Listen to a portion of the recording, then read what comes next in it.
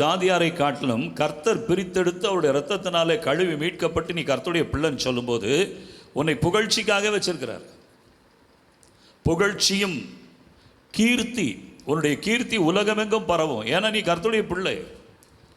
நீ வலதுபுறம் இடதுபுறம் சாய மாட்ட. வழி இதுவே என்று சொல்கிற சத்தத்தை கேட்டு அவரை தான் பின்னோக்கி போவ.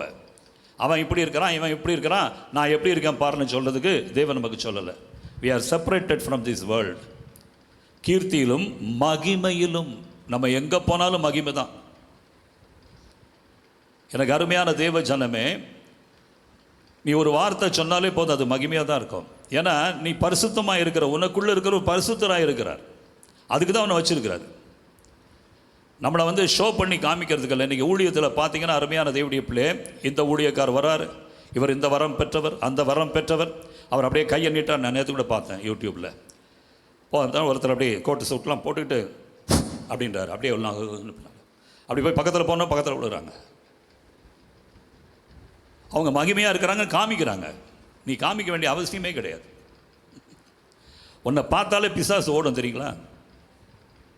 இன்றைக்கி கொட்டடிக்கிறான், ஜங்கு சக்கான்னு அடித்து ஓட்டுறான். அது யார்? புறஜாதியம் செய்கிற காரியம். நீ சொல்ல வேணா, இயேசுவின் நாமத்தில் போயிட்டே இருக்கணும். உங்களை மகிமையாக வச்சிருக்கிறார் அருமையான தேவனுடைய பிள்ளை.